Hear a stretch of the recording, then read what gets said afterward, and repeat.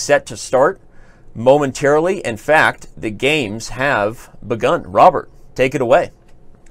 Well, we see Wesley So starts with the white pieces, and I just caught your Ric Flair reference. And and as we see, actually, I have a private message from Mike Klein, who's feeding me stats, but he mentioned the 30 for 30 Nature Boy, which I also really enjoyed, the ESPN 30 for 30 and Ric Flair.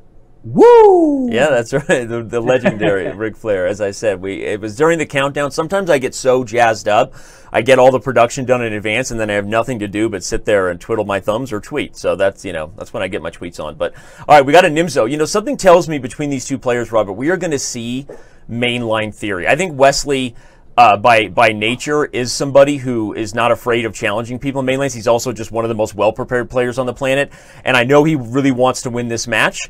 And so I don't know that that means we're going to see preparation, but unlike guys like Caruana preparing for the World Championship match, I mean, this is something where I expect both these guys to be bringing it 100% in the sense that, not that they don't always bring it 100% in the Speed Chess Championship, but no holding back as far as the openings that they really favor and think are the best. So I'm expecting we're going to see a lot more main lines today. I completely agree with that assessment. And right now we see that Wesley has just taken the pawn on c5 here. So Wesley with the white pieces, giving his opponent this isolated pawn on d5. Now Wei Yi, he plays in principled manner with knight c6 because Wesley is playing very quickly at this point. But in this sort of setup, black is going on the activity and inertia because you pin this knight on f3.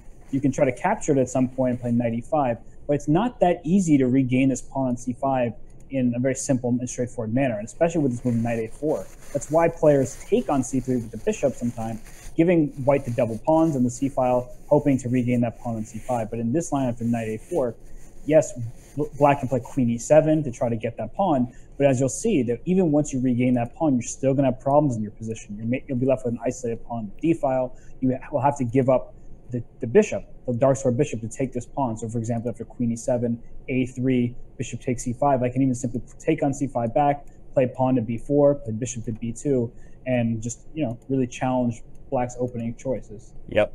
Highlighting that on the analysis board for the fans, I completely agree with you, especially with the bishop pair for white and the potential of this positional weakness.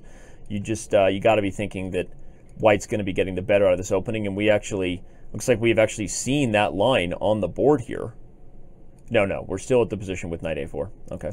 So, Wei Yi going into the first real think we've had by either player and down more than a minute on the clock. One thing about Wei Yi is we don't really know how he's going to handle this format, these time controls. He doesn't play as much online blitz. As you see, Wesley still bringing in the 3,000 plus rating. Anybody who follows him on chess.com knows he's been north of 3,100 at times, up there with the likes of guys like Hikaru and MVL. So I know how Wesley handles himself. He's also got experience here. This is going to be an interesting start to the match, but maybe Wei Yi's just thinking to get the cobwebs out of his head. It is early in China, and he did just wake up a few minutes before this got started. So we'll see if that either continues to be a trend or if he speeds up.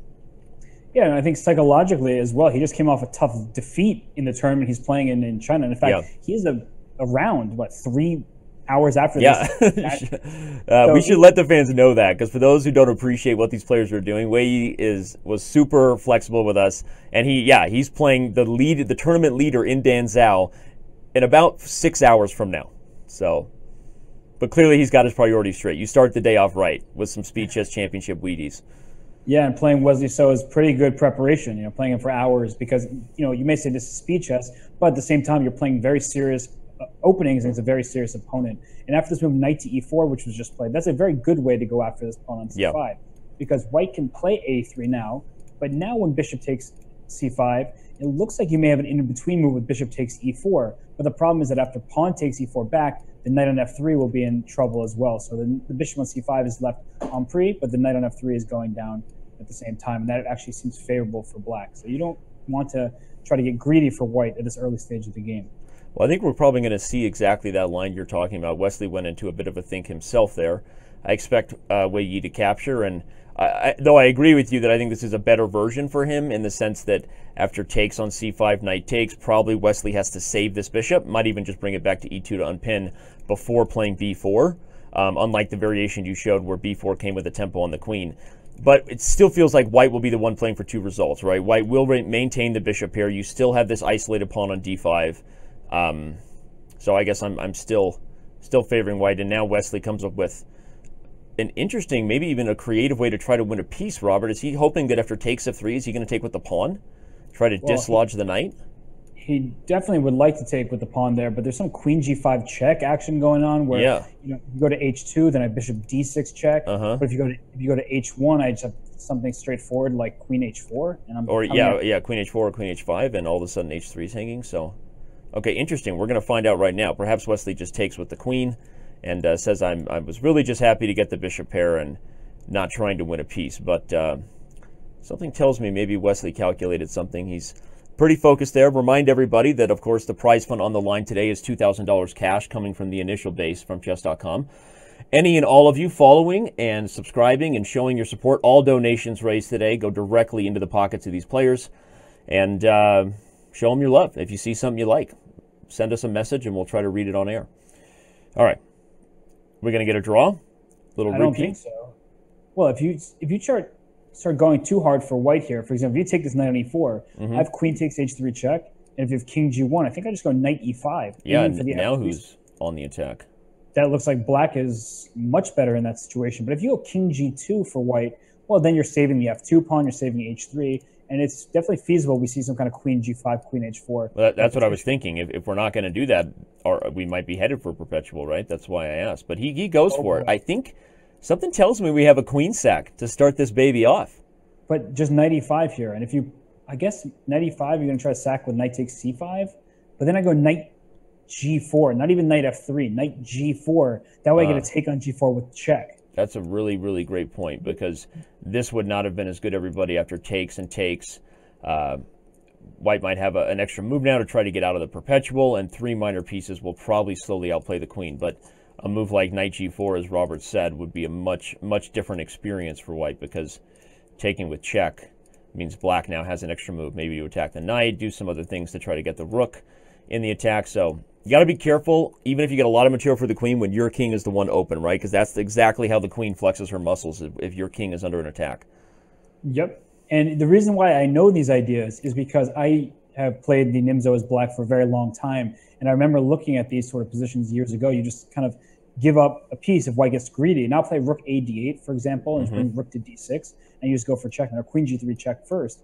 One of these moves, I'm not sure of the exact order. I think queen g3 check, king h1, and then rook d8 looks really good. Well, and what's interesting is with Wesley playing f3, note everybody, he's conceding a draw. Right now it's very clear he said, well, maybe I shouldn't have taken that piece, because this sort of approach means that black can take a minute here, literally a minute, if he wants to see if he's winning.